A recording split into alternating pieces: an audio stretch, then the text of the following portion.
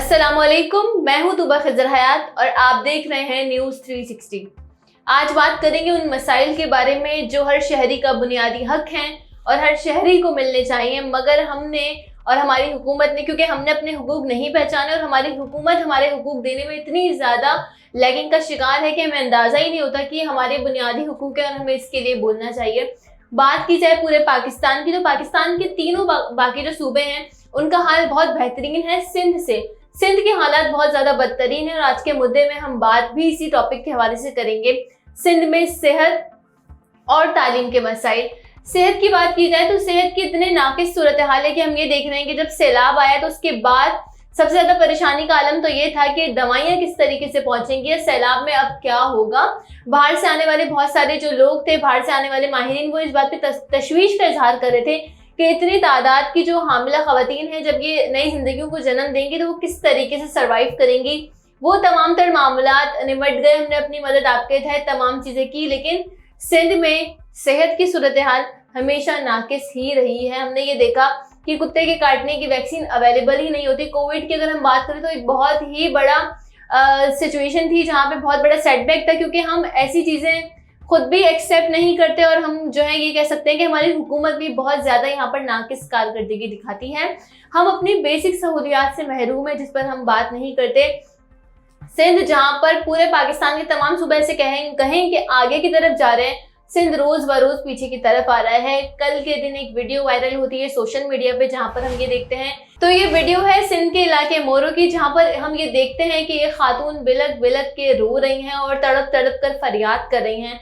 वो ये कह रही हैं कि उनकी 9 साला बेटी जो शदीद बीमार थी, शदीद बुखार में मुब्तला थी, वो वहाँ पर जब हॉस्पिटल पहुंची तो डॉक्टर्स के ना होने की वजह से, अमले की ताखीर की वजह से उनकी 9 साला महानूर इस दुनिया से चली गई। और इस पर जो है सिटीजन जो है बहुत ज़्यादा क्रिटिसाइज कर रहे हैं कि सिंध में बेसिक सहूलियात क्यों नहीं है, सिंध में वो तमाम सहूलियात क्यों नहीं है जो कि हर शहरी का हक है, जो होनी चाहिए। सबसे पहली बात है कि तालीम और सेहत, ये दोनों ऐसी चीज़ें हैं जो आपके पास होनी चाहिए, जो आपका हक बनता है, जो आपको रियासत प्रोवाइड करती है। सेहत की अगर हम बात करें तो बहुत सारे गवर्नमेंट हॉस्पिटल्स हैं, मगर वो ना होने के बराबर है। कभी वहाँ अमला नहीं होता, कभी अमला होता है तो अमला जो है वो इतना ज़्यादा, ये कहेंगे कि वो असामियों पे आता है या वो पर्ची सिस्टम पे आता है तो वो इतना ज़्यादा काबिल नहीं होता।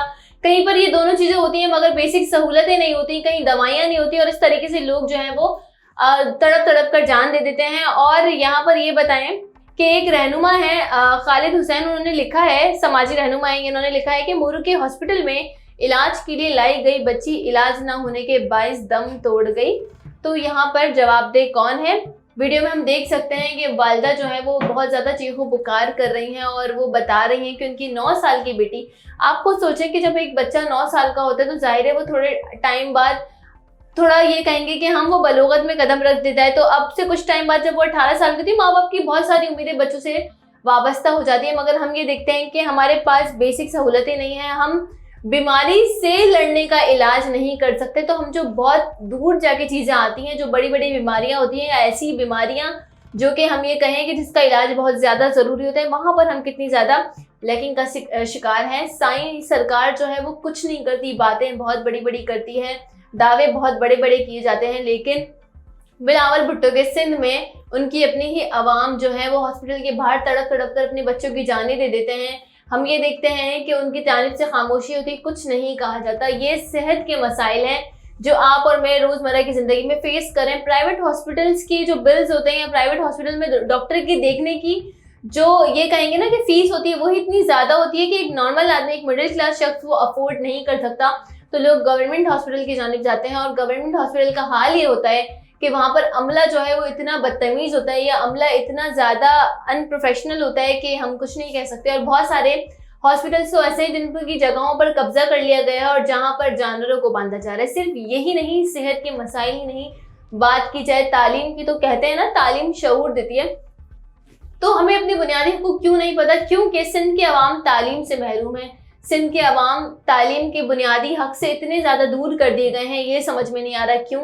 जहाँ पर एक जानिब ये खातून की वीडियो वायरल हो रही है कि वो अपनी फरियाद कर रही हैं, वो अपना दुखड़ा सुना रही है कि उनकी 9 साल की बेटी बीमारी है की वजह से, और कुछ बड़ी बीमारी नहीं थी, बुखार में मुब्तला होने के बायस अपनी जान की बाजी हार गई। वहीं दूसरी जानिब सिंध टेक्स्ट बुक की जो नई बुक्स हैं वो देख रहे हैं कि वीडियो वायरल हो रही है कि वो कूड़े में फरोख्त हो रही हैं और वो कूड़े में बेची जा रही हैं। तालीम से दूर कर दिया जा रहा है आवाम को, ताकि आवाम जब तालीम से ही दूर हो तो उन्हें अपने बेसिक राइट्स ही ना पता हो कि क्या है, और जब उन्हें अपने बेसिक राइट्स ही ना पता हो तो वो भेड़ चाल चलते हुए आगे आगे चलते रहें और कोई सवाल ना करे।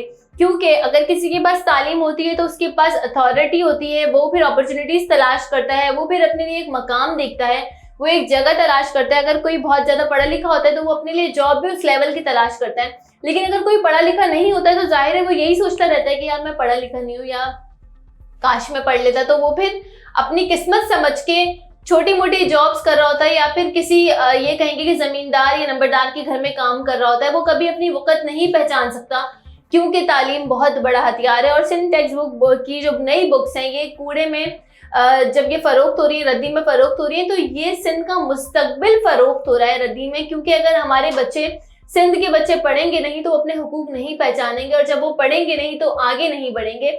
हम ये देख रहे हैं कि जहाँ पर दुनिया एजुकेशन पे काम कर रही है, जहाँ पर हमारी टीवी पे कैंपेन्स चलती हैं कि पढ़ेगा लिखेगा तभी तो आगे बढ़ेगा पाकिस्तान, यही वही वाली बात है कि अगर आपके बच्चे पढ़े लिखे नहीं होंगे, अगर सिंध के बच्चे पढ़े लिखे नहीं होंगे तो सिंध तरक्की कभी भी नहीं कर सकता। तरक्की की जमानत है कि बच्चे पढ़े लिखे हुए। मैं आपको रिपोर्ट भी बताती हूँ कि रिपोर्ट्स क्या कहती हैं इस हवाले से। हर साल जो है वो रिपोर्ट शाया की जाती हैं, और वो शाया की जाने वाली रिपोर्ट्स में बताया जाता है कि क्या रेशो होता है उन चीज़ों का, क्या रेशो होता है कि भाई एजुकेशन लेवल का किसी सूबे में, वो मैं आपको बताती हूँ। एक तहकीकाती रिपोर्ट के मुताबिक सिंध में 65 लाख बच्चे स्कूल जाने से महरूम हैं, जिनकी उम्रें 5 से 16 के दरमियान हैं, और वो सूबे के बच्चों का 44% है। मतलब आप खुद सोचें कि 5 से 16 साल का बच्चा अगर स्कूल नहीं जा रहा तो मतलब वो पढ़ने जा ही नहीं रहा, उसने कुछ पढ़ा ही नहीं। क्योंकि 16 साल में मैट्रिक होता है, और मैट्रिक के बाद फिर आप आगे अपनी हायर एजुकेशन के लिए बढ़ते हैं, इंटर करते हैं, यूनिवर्सिटी जाते हैं, या फिर ग्रेजुएट होते हैं, मास्टर्स करते हैं, बाकी तमाम चीज़ें। लेकिन अगर 5 साल का बच्चा ही स्कूल नहीं गया, उसने स्कूल की शक्ल ही नहीं देखी, तो उसने कुछ पढ़ा ही नहीं। तो आपके सारी की सारी बात यहाँ के रुक जाती है कि आपका इतना परसेंट, 44% बच्चा, मतलब 50% में सिर्फ 6% कम बच्चा आपका जाहिल है, पढ़ा लिखा नहीं है, वो नहीं पढ़ रहा, वो स्कूल नहीं जा रहा।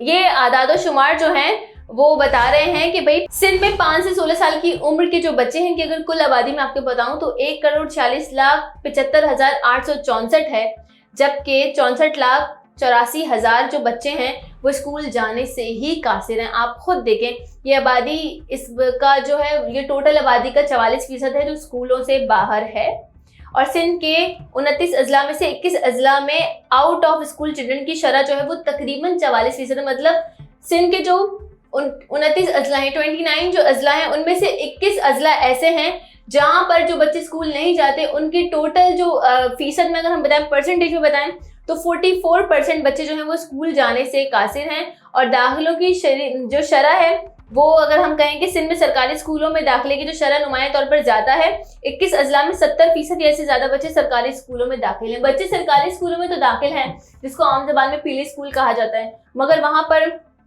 तालीम का जो मयार है वो उस लेवल का नहीं होता जो प्राइवेट स्कूल में होता है। और प्राइवेट स्कूल की फ़ीस इतनी ज़्यादा होती है कि पेरेंट्स अफोर्ड नहीं कर पाते, क्योंकि हर वालिदैन यही चाहते हैं कि बच्चा जो है वो अच्छी तालीम हासिल करे। हमने ये देखा है कि जो स्कूल्स होते हैं उनकी जगहों पर या तो कोई कब्जा कर लेता है, या फिर जानवर बांध दिए जाते हैं, या फिर उन्हें अपने मकासद के लिए इस्तेमाल किया जाता है। बहरहाल सिंध में ये हालत है कि जब तालीम ही आप किसी को नहीं देंगे, जब तालीम के जेवर से ही महरूम कर देंगे, जब उसको आगाही ही नहीं होगी उसकी हुकूक के बारे में, तो फिर वो अपने बाकी मसाइल के बारे में कैसे सवाल करेगा। जब उसे यही नहीं पता होगा कि उसकी बेसिक राइट्स क्या हैं जो रियासत उसे प्रोवाइड करती है, जिसमें तालीम सरे फहरिस्त है, तो वो कैसे फिर आइडेंटिफाई कर पाएगा कि उसके जो बाकी मसाइल हैं जो उसके साथ चल रहे हैं वो उसका नहीं, रियासत का काम है। जैसे हमने आपको ये बताया कि सेहत का जो मसला है वो तालीम से ही जुड़ा है, कि अगर पाकिस्तान के बच्चे पढ़े लिखे होंगे तो वो अपने हुकूक को पहचानेंगे और उन पर आवाज़ उठाएंगे। लेकिन अगर बच्चे स्कूल ही नहीं जाएंगे और बेसिक राइट से ही महरूम हो जाएंगे, उनकी किताबें रद्दियों में फरोख्त होंगी, तो फिर वो कैसे पहचानेंगे कि जो सेहत का मसला है, जो खातून अपने हॉस्पिटल के बाहर बच्चे के लिए रो रो कर फरियाद कर रही है, उसे नहीं पता कि रियासत इसकी बच्ची की कातिल है और जिम्मेदार है। तो नाज़रीन, ये है आज का मुद्दा। आपको टॉपिक कैसा लगा हमें कमेंट करके ज़रूर बताएं। वीडियो को लाइक कर दें, शेयर ज़रूर कर दें। हमारे चैनल को सब्सक्राइब कर दें। इसी के साथ मुझे दीजिए इजाजत। अल्लाह निगहबान।